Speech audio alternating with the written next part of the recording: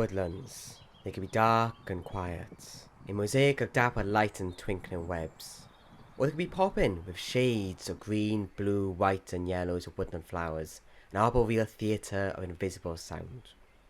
They are complex places, a place rooted in our past and branching out into our imaginations. Woodlands offer solace to species struggling amongst the human hinterland, but also home to some of our most specialised and iconic species. Welcome to the ones that is, Woodlands.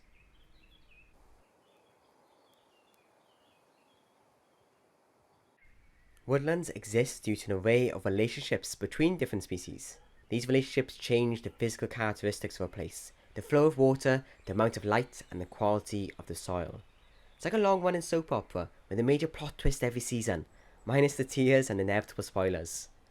Woodlands are often damp places, especially in the western part of the UK, where some woodlands are often called Celtic rainforests due to the specialised community of mosses and lichen. The rain that evaporates from the trees hangs cool and clean amongst the canopy, whilst droplets balance in the leaf litter. A perfect refuge for this young frog. After breeding or reaching maturity, frogs wander from their pond in search of food, often a slimy slug, worm or species of fly. Damp woodland such as this is a good hunting ground. This one blends in well with the forest floor. One hop and it's disappeared. A woodland glade is also a great place for insects, a place where the warmth of the sun can reach between the canopy and energise the recently emerged. It's a perfect place for a bit of fly catching. It's so good that this spotted flycatcher has come from sub-Saharan Africa for a spot of it. Sadly, like many migrant species, it has decreased by 89% in 40 years, but you may be lucky enough to see one perching on the edge of a clearing. Many plants are adapted to survive in the shaded solace of the forest floor, but some plants time their flowering perfectly and bloom before the trees unfurl.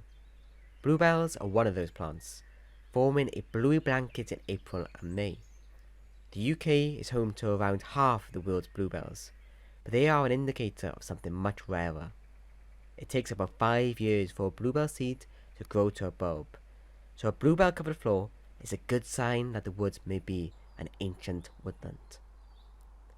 Although the bluebells emerge before the canopy is fully formed, other species welcome the coming of the leaves. Many species of moth and butterfly rely on trees such as oak.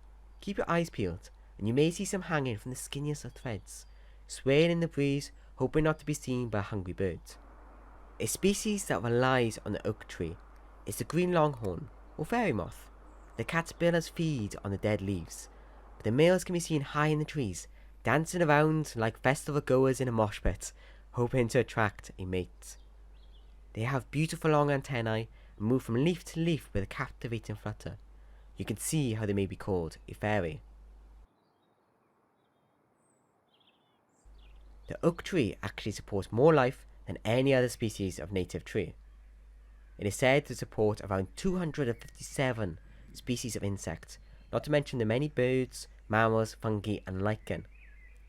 As they age, their bark forms large fissures, they shed branches, form cracks in their trunk, burrs in their sides and small buttresses at their base. Like a wizened old wizard, hair like lichen and ferns appear in patches and shadows are cast beneath it. The standing dead parts and inner cavities are hugely important for a number of species, including bats and birds. One familiar species, the greater spotted woodpecker, is especially keen on nesting in these cavities. It has feet with 2 toes facing forward and 2 backwards, and a very stiff tail to support its movements up and down the tree. It can drill a hole to nest in using a strong beak, but fortunately they have a muscle that acts as a shock absorber at the base of their bill. Although often ferocious creatures, they seem to be taking good care of this nest. Woodpeckers aren't the only birds that woodlands support.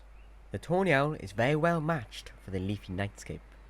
They use their silent wings to slide through the twilight, and they have very good hearing that helps them hunt. They also know every inch of their territory and are not afraid to defend it, even driving their young from it in autumn.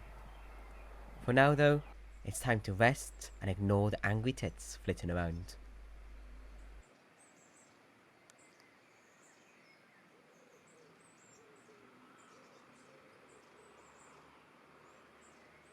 Humans, in many ways, are more connected than ever, but the feeling of connectedness reaches a different pitch in Woodland. The very log that you sit on may be full of life. It's a place of layers, a great puzzle of living matter. This brings unexpectedness, an element of surprise and adventure. For when you go into a wood, you never know what wonder you'll find.